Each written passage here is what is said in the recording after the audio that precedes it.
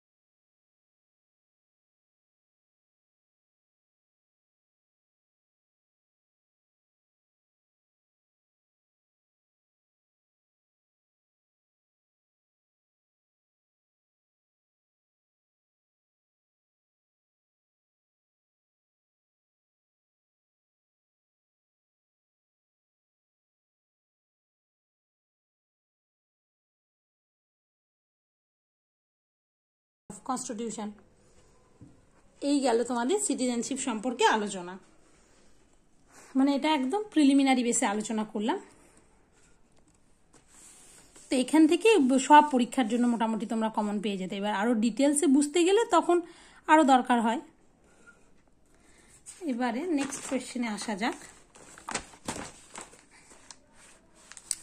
নিম্নলিখিত কোন অধিকারটি ভারতীয় সংবিধান অনুসারে আর মৌলিক অধিকার বলে গণ্য হয় না? মানে কোনটাকে আর মৌলিক অধিকার বলা হয় না? মৌলিক অধিকার কোনটাকে বলা হবে না, সেটা হচ্ছে সম্পত্তির প্রতি অধিকারকে বলা হয় না। এই কোয়েশ্চেনটা তোমরা মনে রাখতে পারো যে এটা একটা ভীষণ ভীষণ ইম্পর্টেন্ট একটা কোয়েশ্চেন, যে কোনো পরীক্ষার জন্য এটা হাজারো বার আসে কোয়েশ্চেনটা। তাহলে কোনটা ঘুরিয়ে ফিরে মানে এই টপিকটাই বিভিন্ন রকম ভাবে আসে। তাই সিটিজেনশিপ নেই কোনটা, সম্পত্তির প্রতি অধিকার সরি। তার কারণ কি? তার কারণ হচ্ছে সম্পত্তির প্রতি অধিকার যেটা, সেটা হচ্ছে 1978 সালের 44তম সংবিধান সংশোধন অনুযায়ী সম্পত্তির অধিকারকে মৌলিক অধিকার থেকে বাদ দেওয়া হয়েছে। তাহলে এটা আসে যে ডিলিট কবে হয়েছে এই মানে তোমার সম্পত্তি রাইট টু প্রপার্টি, সেটা ডিলিটেড হয়েছে 44th কনস্টিটিউশন অ্যামেন্ডমেন্ট অ্যাক্ট 1978 জনতা গভর্নমেন্টের সময়। ডিলিট তো হয়ে গেল, হয়ে তাহলে বর্তমানে এর অবস্থান কি? এটা হচ্ছে লিগাল রাইট। বর্তমানে এই যে সম্পত্তির প্রতি অধিকার সেটা কি? সেটা একটা লিগাল রাইট হিসাবে আছে, তাই তো? এবার লিগাল রাইট হিসেবে আছে, তাহলে কত নম্বর আর্টিকেলে আছে? আর্টিকেল 300A নাম্বার আর্টিকেলের অবস্থান। আর এটা কত নম্বর পার্ট? পার্ট 12তে হলো। তাহলে বর্তমানে তাহলে যদি বলা হয় যে at present number of fundamental rights কত ইন্ডিয়াতে কনস্টিটিউশন অনুযায়ী, তা কতগুলো? 6টা। আগে 7টা ছিল, সম্পত্তির প্রতি অধিকার বাদ দেওয়া হলে এখন 6টা ফান্ডামেন্টাল রাইটস রয়েছে। হলো, আপাতত এই টপিকটা শেষ হলো। এবার নেক্সট আসি। ভারতীয় সংবিধান কোন ধারা অস্পৃশ্যতা দূরীকরণের সঙ্গে জড়িত? মানে বলেছে কোন ধারাতে আমাদের অস্পৃশ্যতা দূরীকরণ এটা রয়েছে। তো এইটা বলতে গেলে তোমাদের মানে রাইট টু ইকুয়ালিটি সেটা আলোচনা করতে হয়। ঠিক আছে, প্রথমে এটাই বলে নিই যে কোন ধারা অস্পৃশ্যতা দূরীকরণের সাথে আছে? আর্টিকেল 17। তাহলে 17-এ কি বলা আছে? আর্টিকেল 17-এ বলা আছে অ্যাবলিশন অফ আনটাচেবিলিটি, অস্পৃশ্যতা দূরীকরণ। 17-তে অস্পৃশ্যতা দূরীকরণ বা অ্যাবলিশন অফ আনটাচেবিলিটি রয়েছে। হলো, এবার এই যে এটা কোন ভাগের মধ্যে পড়ে? এবার বিসিএসে এসেছিল একবার যে এই জিনিসটা পড়ে হচ্ছে, এই জিনিসগুলো পড়ে রাইট টু ইকুয়ালিটির মধ্যে। হলো, তো প্রথমে যে আমরা যদি ফান্ডামেন্টাল রাইটসগুলোকে দেখি, তাহলে যে 6 রকমের রাইট আছে, 6 টাইপস অফ ফান্ডামেন্টাল রাইট, তার মধ্যে প্রথম যে রাইটটা পড়বে সেই রাইটটা কি? সেই রাইটটাই হচ্ছে রাইট টু ইকুয়ালিটি। কত নম্বর আর্টিকেল? আর্টিকেল 14 থেকে 18 পর্যন্ত রাইট টু ইকুয়ালিটি। তাহলে রাইট টু ইকুয়ালিটির মধ্যে আর্টিকেল 14-তে আমরা দেখি যে কি আছে? আর্টিকেল 14-তে আছে হচ্ছে যে equality before law and equal protection of law, আইনের চোখে সবাই সমান এবং আইন সবাইকে একই প্রোটেকশন দেবে। হলো, এবার কেমন আছে দেখো তো কিভাবে আসে কোশ্চেনটা। আর্টিকেল 14টা আমি তোমাদেরকে বলছি, সেটা হলো the state shall not deny to any person, সেটা সিটিজেন হোক অথবা নন সিটিজেন হোক, equality before law and the equal protection of law within the territory of India. Indian টেরিটরির মধ্যে যদি থাকে তাহলে স্টেট কিন্তু সবাইকে ইকুয়ালিটি বিফোর ল দেবে এবং ইকুয়াল প্রোটেকশন অফ ল দেবে। হলো, এটা আর্টিকেল 14-তে আছে। তাহলে ইকুয়ালিটি বিফোর ল, আইনের চোখে সবাই সমান, মানে সবাইকে ধরো এক বাটি মুড়ি আছে, এক বাটি ধরো মুড়ি আছে, মা খেতে দিয়েছে, ছোটবেলায় তো সবাই মুড়ি খেয়েছো, এবার সবাইকে সমান পরিমাণে দিল, বা মুড়ির কথা বাদ দাও, গোনা যাবে যেটা মাছ আছে, তো ধরো হচ্ছে 5টা মাছের পিস আছে, তাদের মধ্যে 5 জন ভাই বোন, তখন কি হলো? সবাইকে একটা একটা করে যদি দেয় সেটাই হবে ইকুয়ালিটি বিফোর ল। এবার যেটা কোথায় থেকে নেওয়া হয়েছে? যেটা ইউকে থেকে নেওয়া হয়েছে, ইউনাইটেড কিংডম। হলো, এবার যদি বলে ইকুয়াল প্রোটেকশন অফ ল, সেটা কোথা থেকে নেওয়া হয়েছে? সেটা ইউএসএ থেকে নেওয়া হয়েছে। হলো, এবার ইউএসএ থেকে মানে কি ল সবাইকে ইকুয়াল প্রোটেক্ট করবে। এবার ওই যে 5টা মাছ বললাম, কিন্তু এমনভাবে তাহলে ধরো তার মধ্যে 5 ভাই বোন আছে, তার মধ্যে একটা ভাই খুব ছোট কিংবা ও খুব অসুস্থ, ওর একটু পুষ্টির দরকার, তখন কি করলো যে মা কি করলো, মানে একজনের থেকে অর্ধেক মাছ নিয়ে ওকে 1.5টা মাছ দিল, আর একজনকে অর্ধেক মাছ দিল, আর এরকম ভাবে যদি দেয় তাহলে কি হবে? আইন দেখলো যে মানে মা দেখলো যে কার কতটা প্রয়োজন, সেই অনুযায়ী দিল। এটাই হচ্ছে ইকুয়াল প্রোটেকশন অফ ল। হলো, সেটা কোথায় থেকে নেওয়া হয়েছে? ইউএসএ থেকে নেওয়া হয়েছে, within the territory of India, Indian টেরিটরির মধ্যে। কনস্টিটিউশনে যা লেখা আছে পুরোটা কিন্তু তোমাদেরকে একদম ওইভাবে কপি পেস্ট পড়তে হবে, কারণ প্রতিটা ওয়ার্ড থেকে কোয়েশ্চেন আসে। হলো, এবার যেমন এসেছিল যে স্টেট যে ইকুয়ালিটি বিফোর ল এবং ইকুয়াল প্রোটেকশন অফ ল দেবে, কাকে দেবে? সিটিজেন নন সিটিজেন দুজনকে? হ্যাঁ, দুজনকে। আর কোথায়? তাদেরকে ইন্ডিয়ান টেরিটরির মধ্যে থাকতে হবে। Hello, complete. এবার আসে আর্টিকেল 14। আর্টিকেল 14তে কি রয়েছে, সরি আর্টিকেল 15তে আছে ডিসক্রিমিনেশন। ডিসক্রিমিনেশনকে মানে তুমি কাউকে তুমি ছোট তুমি বড় এরকম ভাবে বৈষম্য তুমি কারোর মধ্যে করো না। আর্টিকেল 15 কি বলছে, prohibits the state to make discrimination as between সিটিজেনদের মধ্যে কোনো বিভেদ করতে মানা করছে on the grounds of religion, ধর্ম, রেস, কোন রেসে পড়ে, রেস, কাস্ট, কোন কাস্টে পড়ে, religion, race, caste, sex or place of birth, এই পাঁচটা। তাহলে এরকম ভাবে আসতে পারে যে আর্টিকেল 15তে যে এটা আছে discrimination between the citizens on the grounds of কয়টা, 5টা ground, religion, race, sex, caste or place of birth, এই 5টা গ্রাউন্ডে হলো। আর্টিকেল 15 ডিসক্রিমিনেশন মানে কাউকে উঁচু নিচু ভেদাভেদ, যে আগে যেমন প্রচন্ড ছিল এখন যদিও কমে গেছে, যে ওই জাতি উঁচু তুমি নিচু, তাহলে তুমি বেশি ফেসিলিটি আমি কম, এই জিনিসগুলো করা যাবে না হলো। এবার আর্টিকেল 16 কি আছে, আর এই যে আমাদের কথা আছে আর্টিকেল, মানে কি আমরা কি চাকরি প্রার্থী তাই না, এরকম। তো আর্টিকেল 16 আছে গ্যারান্টি দিচ্ছে যে equality of opportunity to all citizens in public employment. আমরা যেমন এখন পাবলিক এমপ্লয়মেন্টের জন্যই তো এত লড়াই করছি তাই না, সরকারি চাকরির জন্য। তো পাবলিক এমপ্লয়মেন্টের ক্ষেত্রে কিন্তু আমাদের কথা ভাবলে যে এই যে আমাদের এমপ্লয়মেন্ট সরকারি চাকরি, এটা মানে আর্টিকেল 16 তোমাদের মাথায় ঘুরবে। তাহলে কি পাবলিক এমপ্লয়মেন্টের ক্ষেত্রে সিটিজেনদের ইকুয়াল অপরচুনিটি দেবে, সেটা আর্টিকেল 17তে আছে হলো। আর এক্সেপশনাল কিছু কেস আছে, যেমন এসসি, এসটি, ওমেন, এদের জন্য একটু বিশেষ, যেমন পিছিয়ে পড়া শ্রেণী যাদের তো সমাজে, তাদের জন্য একটু বিশেষ ফেসিলিটি, সেটা আলাদা বিষয়, সেটা তো কনস্টিটিউশনে আলাদাভাবে আছে। কিন্তু এমনি মানে জেনারেল হিসাবে বলতে গেলে মানে সরকারি চাকরির ক্ষেত্রে কিন্তু কারোর মধ্যে কোনো মানে বিভেদ করা যাবে না হলো। এটা এইভাবে কোয়েশ্চেন আছে, মানে মেন্সের ক্ষেত্রে আমি বলছি, ডাব্লিউবিসিএস মেন্স এইভাবে আসে যে এটা পাবলিক এমপ্লয়মেন্ট না পাবলিক আর ওই যে তোমার ধরো কর্পোরেট, সেই দুটোর ক্ষেত্রে, তাহলে শুধু সরকারি চাকরির ক্ষেত্রে হলো। আর্টিকেল 17 দেখো, আর্টিকেল 17 যেটা আছে আগেই আলোচনা করা হলো কি, অ্যাবলিশন অফ আনটাচেবিলিটি, অস্পৃশ্যতা দূরীকরণ। তা আনটাচেবিলিটি বলতে গেলে বলতে হয় যে ভারতীয় সংবিধানের 17 নম্বর ধারায় আছে 1955 সালে অস্পৃশ্যতা সংক্রান্ত আইন পাশ করা হয়, এবং এই আইনটির বর্তমান নাম হলো যে অস্পৃশ্যতা একটা অফেন্স, সেই সংক্রান্ত আইন পাশ করা হয়, এবং এই আইনটার বর্তমান নাম কি, সেটা হচ্ছে protection of civil rights act 1955।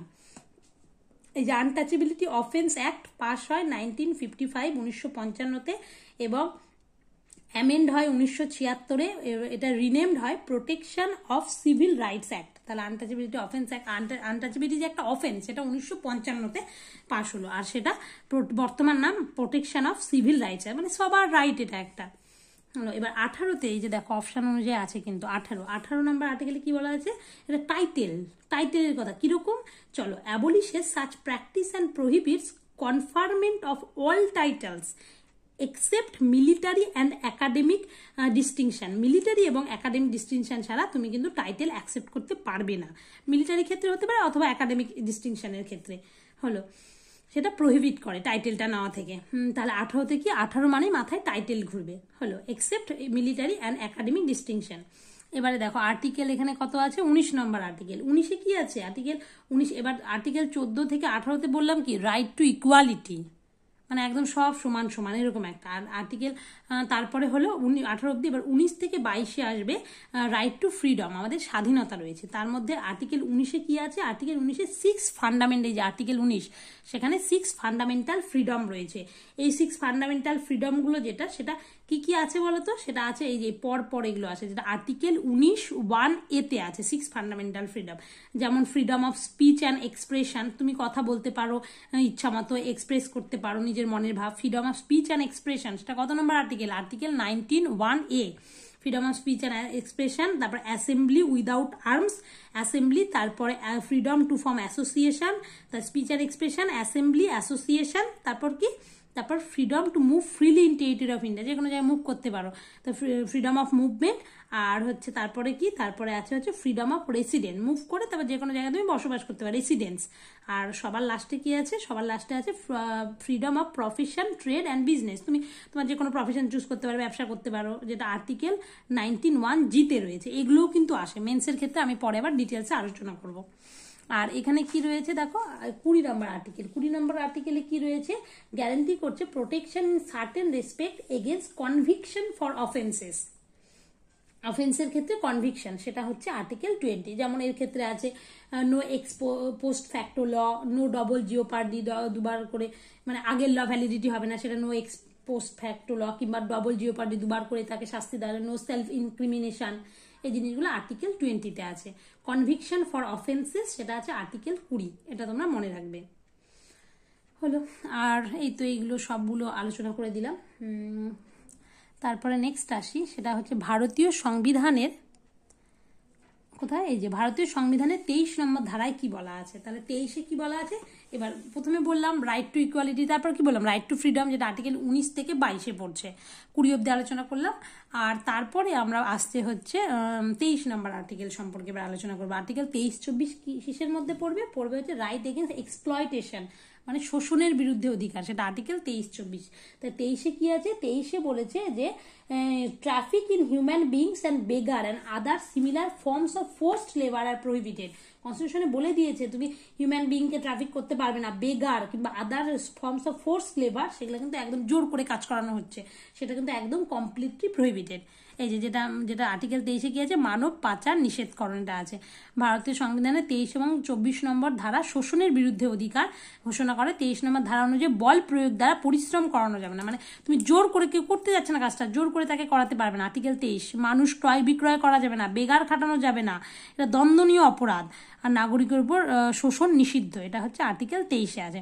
তাহলে কি রাইট এগেনস্ট এক্সপ্লয়টেশন, সেটা আর্টিকেল 23-24, তার মধ্যে 23-এ আছে সেটা হচ্ছে ট্রাফিক ইন হিউম্যান বিংস, যেটা বললাম, যেটা মানব পাচার নিষেধকরণ, এটা 23-এ। তাহলে 24-এ কি আছে, 24-এ আছে রাইট টু, মানে 24-এর মধ্যে কি আছে, 24-এর মধ্যে যে 14 বছরের নিচে কাউকে তুমি এমপ্লয়মেন্ট করতে পারবে না, শিশুদের সেটা হচ্ছে 24-এ আছে। Prohibits employment of children below the age of 14 years in any factory or mine or in any other hazardous jobs, মানে যে কোনো কিছু ক্ষেত্রে তুমি কোনো 14 বছরের নিচে কোনো শিশুকে তুমি কোনো মাইন হতে পারে, খনিতে হতে পারে, ফ্যাক্টরি কিংবা যে কোনো যেটা খুব ক্ষতিকারক তাদের জন্য সেই জবে নিযুক্ত করতে পারবে না। এর জন্য আরেকটা মনে রাখবে এই রিলেটেড, যে হচ্ছে চাইল্ডদের তো এই কাজে লাগানো যাবে না, চাইল্ড 24 এভাবে মনে রাখবে। আর চাইল্ড লেবার অ্যাক্ট কবে পাস হয়েছিল, 1986 সিভিল রাইট প্রোটেকশন অ্যাক্ট, এটা একটা। তার চাইল্ড লেবার অ্যাক্ট কি, চাইল্ড লেবার করা আছে ছি, তার মানে 1986 চাইল্ড লেবার অ্যাক্ট, সেটা হলো। এবার নেক্সট কি, কোন প্রধানমন্ত্রীর আমলে কোন বছরে ভারতীয় সংবিধানে নাগরিকের ভোটাধিকারের বয়স কমিয়ে 21 থেকে 18 করা হয়। তাহলে ভোটাধিকারের বয়স কমানো হয় কোথায়, সেটা হচ্ছে তোমার এটা ভীষণ ইম্পর্টেন্ট এই কোশ্চেনটা, মানে ভীষণ বললেও ভুল হবে, মানে প্রচুর ইম্পর্টেন্ট কোশ্চেন, যে কোনো পরীক্ষায় হাজারো বার আসে কোশ্চেনটা। সেটা হচ্ছে কোন প্রধানমন্ত্রীর আমলে, সেটা 21 থেকে আগে আমাদের 21 বছর বয়স ছিল, ভোট দিতে পারতাম। বর্তমানে কি আছে, বর্তমানে সেটা 18 করা হয়েছে।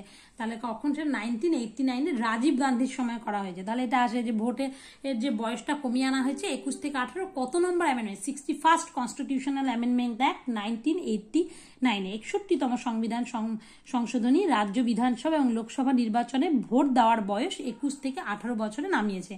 আর এটি ভারতীয় সংবিধানের 326 ধারার সংশোধনের সাথে জড়িত।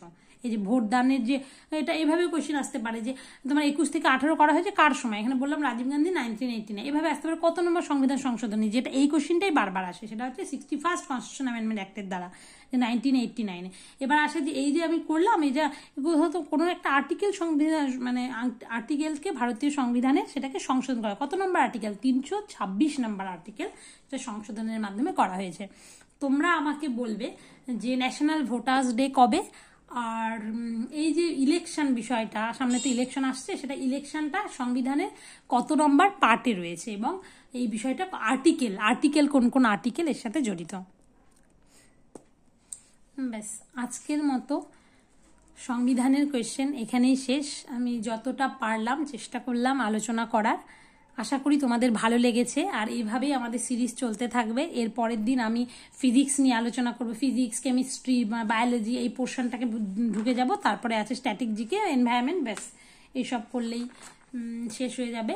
আর ভিডিওটি কেমন লাগলো তোমরা কিন্তু অবশ্যই আমাকে কমেন্ট করে জানাবে, আর কমেন্টে জানাবে যে দিদি এইভাবে করতে পারো, ওভাবে সাজেশন দিতে পারো। লাইক করবে, কমেন্ট করবে, শেয়ার করবে, আর ভিডিওটি যদি ভালো লাগে তাহলে অবশ্যই কিন্তু সাবস্ক্রাইব করবে।